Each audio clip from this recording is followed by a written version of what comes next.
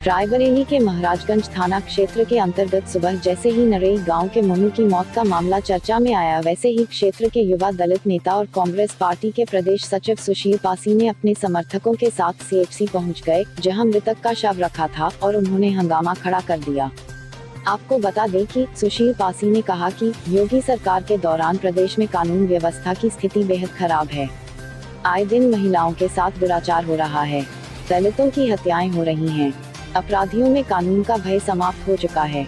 उन्होंने कहा कि जब तक कोई सक्षम अधिकारी मौके पर आकर पीड़ित परिवार को इंसाफ दिलाने तथा वास्तविक गुनाहगारों का पता लगाकर जेल नहीं भेजती, तब तक वह लाश नहीं उठने देंगे। साथ ही उन्होंने परिवार को मुआवजे के रूप में 50 लाख रुपए नकद और परिवार के एक सदस्य को सरकारी नौकरी देने की मांग की है। वहीं सूचना मिलते ही सीओ राघवेंद्र चतुर्वेदी और प्रभारी निरीक्षक श्री राम महाराजगंज, हरचंदपुर, बछरावा और शिवगढ़ की फोर्स के साथ मौके पर पहुंचे। सुशील पासी से वार्ता कर धरने को खत्म करवाया और पुलिस ने शव को कब्जे में लेकर पोस्टमार्टम के लिए भेज दिया। इसके बाद सुशील पासी पुनः धरने पर बैठ गए और कहा कि जब तक कोई जिले के सक्षम अधिकारी आकर उनकी मांगों पर विचार नहीं करते, वह यहां से नहीं हटेंगे। इसी दौरान एसडीएम विनय मिश्रा और सीओ राघवेंद्र सिंह चतुर्वेदी ने मौके पर पहुंचकर सुशील पासी से वार्ता की। तब जाकर सुशील पासी नर्म पड़े, किंतु उनके समर्थक योगी सरकार मुर्दाबाद के नारे लगाते रहे। एसडीएम और सीओ सुशील पासी को लेकर कोतवाली पहुंचे, जहां दोनों पक्षों के मध्य वार्ता जारी है।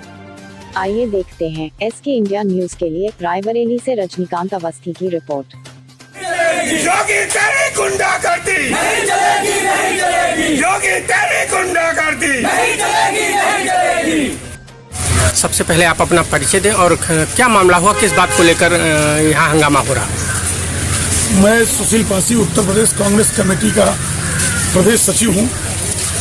आज पूरे उत्तर प्रदेश में जिस तरह से गुंडा राज है जी, कि जनता इस समय खौफ में जीती है। कब किस समय घटना घट जाए कोई भी जनमानस सुरक्षित नहीं।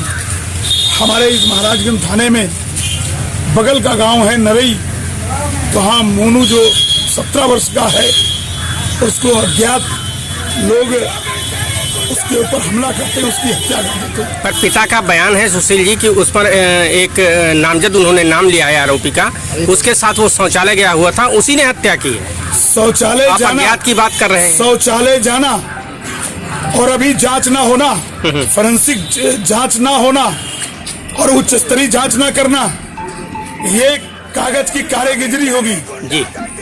इसको उच्च स्तरीय जांच करने की जरूरत है। ये मर्डर है और जिस 17 साल के बच्चे पर बात कर रहे हैं, ये भी जांच का विषय है। बिल्कुल, अभी हम इस पे नहीं कह सकते और प्रशासन को भी जल्दबाजी नहीं करनी चाहिए। दूध का दूध, पानी का पानी करना चाहिए। उसकी जान चली गई है, एक गरीब मजदूर की जान गई है। इस पे अगर न्याय नहीं कर सकते तो क्या करेंगे? डीएम एसपी को मौके पे जाना चाहिए था, फोरेंसिक जांच होनी चाहिए थी। बिल्कुल, जिस तरह से संवेदनहीनता दिखाई गई है कि गरीब किसान मजदूर का बेटा मर जाए तो कुत्ते बिल्ली से कम नहीं समझा जा रहा है। ये देश के साथ सौतेला व्यवहार जो धर्म, जाति और लिंग के आधार पर हो रहा है, ये ठीक नहीं है। गरीब की भी जान की कीमत उतनी है जो बड़े अमीर के बाप के बेटे की होती है।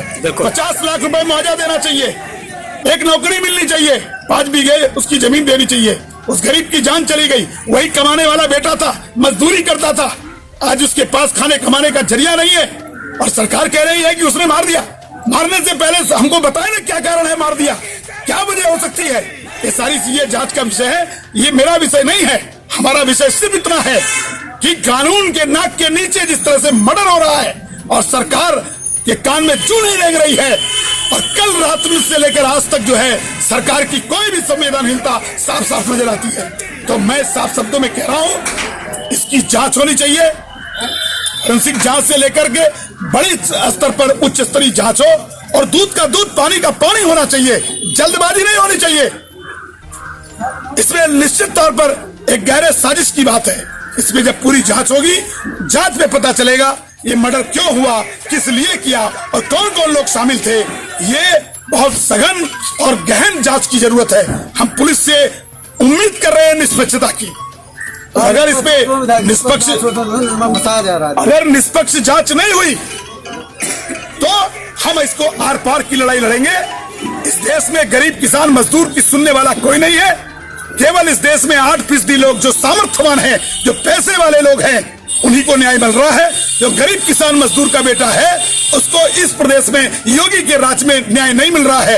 इस भारतीय जनता पार्टी ने जो जाति और धर्म और लिंग के आधार पर भेदभाव करना शुरू किया है, जिस तरीके से गरीब की लाश पर नहीं पहुंचे, जिस तरह के उसके गांव पर नहीं पहुंचे, डीएम एसपी को होना चाहिए था और उसके परिवार को श्वासन देना चाहिए था।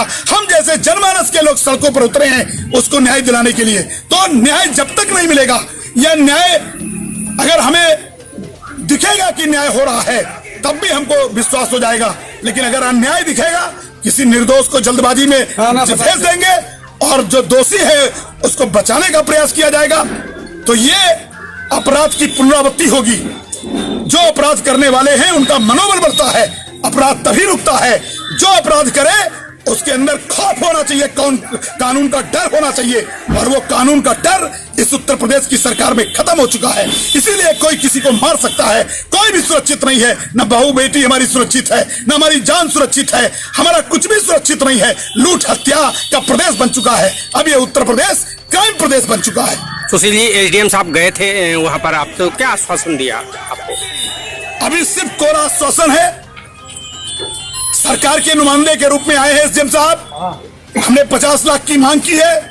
सरकार को सोचना चाहिए, सरकार ने तमाम हत्याओं में इसी सरकारी खजाने से 50 लाख दिया, नौकरी दी है, और एक गरीब का बेटा मर गया उसको देखना पसंद नहीं किया। इस भेदभाव के लिए हम सड़क पर उतरे हैं। बिल्कुल। और इसकी जांच की मांग कर रहे हैं, 50 लाख की मुआवजा की मांग कर रहे हैं। उसके परिवार को एक सरकारी नौकरी दिया जाए और खाने कमाने के लिए उसको 5 बीघे का पट्टा उस निर्धन गरीब मजदूर को देना चाहिए। और ये 24 घंटे नहीं, अगर 48 घंटे भी पुलिस लेती है तो हम पुलिस के जांच में हम उसके साथ हैं।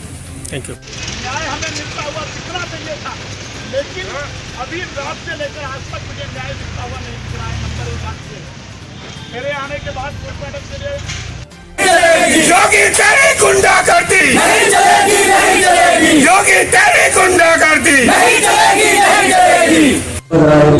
के थाना महाराज के ग्राम नरई गांव से कल देर रात एक सूचना प्राप्त हुई, जिसमें सूचना में बताया गया कि एक 18 से 20 साल के युवक का शव जो है खेत के बगल में जो पानी का बैठा है उसमें पड़ा है।